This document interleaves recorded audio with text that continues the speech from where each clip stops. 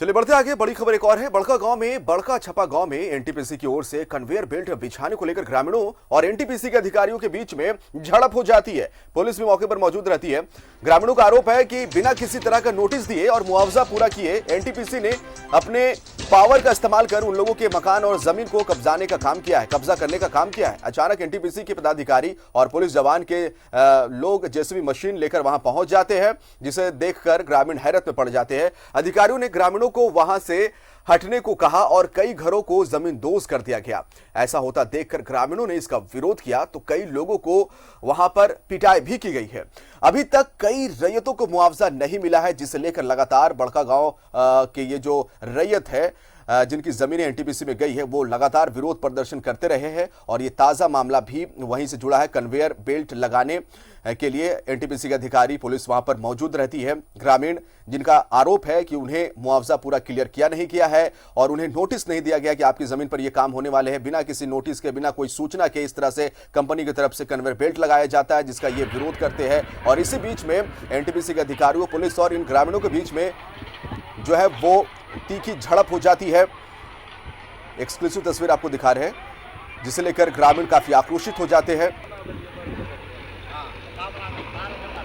विस्थापन का मुद्दा लगातार छाया रहा है। बड़का गांव की बात करेंगे, बड़का गांव के लोगों के लिए, रैयतों के लिए।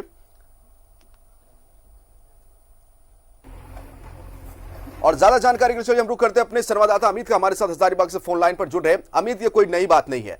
हजारीबाग के बड़का गांव की अगर हम बात करेंगे तो लगातार वहां के जो रैयत है अपनी बातों को लेकर, अपनी मांगों को लेकर विरोध प्रदर्शन करते रहे हैं। और उनका आरोप होता है कि एनटीपीसी ने कई ऐसी जमीनें जिसका मुआवजा सही से क्लियर नहीं किया है और बिना नोटिस दिए कन्वेयर बेल्ट लगाने ये आ जाते अधिकारी और पुलिस के लोग। और जब ग्रामीण उनसे सवाल पूछते हैं तो तीखी बहस हो जाती है, झड़प में यह बहस तब्दील हो जाती है। क्या कुछ वर्तमान हालात है, पूरी जानकारी दे।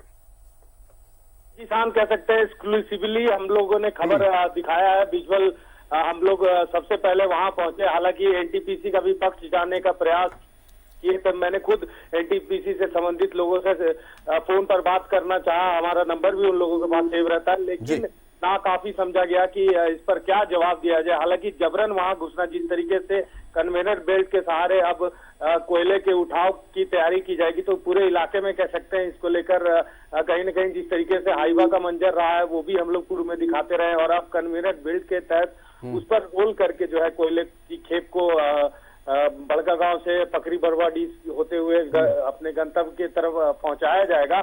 और उसको लेकर बिना नोटिस का जिस तरीके से जबरन कह सकते हैं कि घरों को तोड़ा गया, 5-7 घर अभी फिलहाल जो सूचना हम लोगों तक प्राप्त है वो 5-7 पीड़ित हैं और उनको सूचना नहीं दी गई कि आपके घरों को तोड़ दिया जाएगा। और जबरन वहां पर 150 से के लगभग पुलिसकर्मी की संख्या बताई जा रही है। जैसा स्थानीय लोग बता रहे हैं कि जबरन वहां पर घुसा जाता है और उसके बाद कहा जाता है कि आप लोग घर से निकल जाओ, हम लोग इन भवनों को जो कन्वेनियंट बेल्ट के नीचे जो उस तरह के घर बने हुए हैं उनको हम लोग डिमोलिश करेंगे। नहीं तो सवाल ये खड़ा होता है अमित कि जो ये घर बने हैं उन क्षेत्रों में जहां से कन्वेयर बेल्ट को गुजरना है, क्या इन लोगों को मुआवजा नहीं दिया गया है?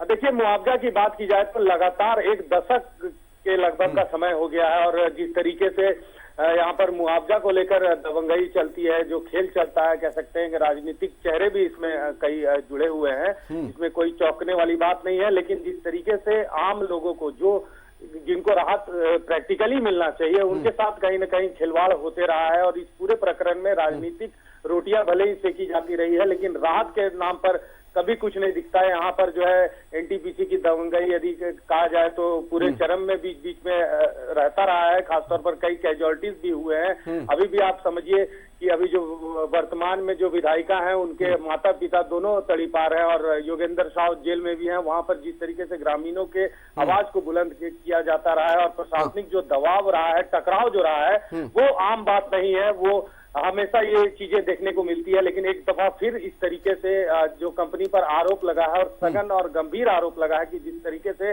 बिना पूर्व एक गंभीर आरोप ये भी अमित की इन ग्रामीणों का कहना है कि अपने पावर के बलबूते, अपनी ताकत का इस्तेमाल करते हुए जबरन ये काम एनटीपीसी की तरफ से कराया जा रहा।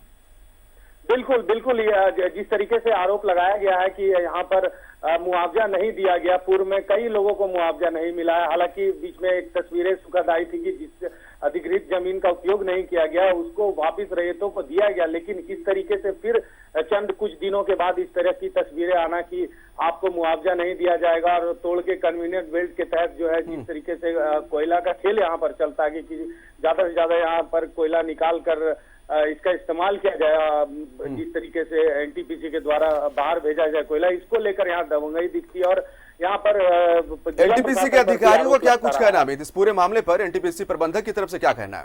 देखिए, मैंने वहाँ पीआरओ से संपर्क करने की कोशिश की और संबंधित जो अधिकारी हैं जीएम लेवल तक मैंने संपर्क किया, लेकिन दूरभाष में चूंकि ये घटना बहुत अचानक से हुई और हम लोग एक्सक्लूसिवली दिखा रहे हैं चीजों को, तो फोन पर किसी ने कोई बात नहीं की। आजकल टेक्नोलॉजी का जमाना है, हो सकता है उनको लगता होगा कि हम लोग रिकॉर्ड कर सकते हैं चीजों को, लेकिन हम लोग प्रयास करेंगे कि उनका भी पक्ष दिखाए, क्योंकि ये एक लंबे अंतराल के बाद ही सही, लेकिन इस तरीके से गंभीर आरोप लगना और 150 के करीब पुलिस कर्मियों को वहां भेजना, इनके साथ मार पिटाई करना, इनको समय से मुआवजा ना मिलना, तो हम हमेशा सत्य दिखाते हैं हम लोग नहीं, लेकिन कंपनियों के अधिकारियों को सामने आना चाहिए जो भी आरोप लग रहे हैं ग्रामीणों की तरफ से कि जबरन काम कराए जा रहे, पावर का इस्तेमाल कराया जा रहा है और जबरन उनके घरों को तोड़ा जा रहा बिना कोई नोटिस दिए हुए। कंपनी के अधिकारियों को या फिर जो संबंधित विभाग के अधिकारी है उन्हें सामने आकर अपनी बात रखनी चाहिए थी। बहुत बहुत शुक्रिया तमाम जानकारी के लिए अमित आपका। हजारीबाग से हमारे संवाददाता तमाम जानकारी दे रहे थे।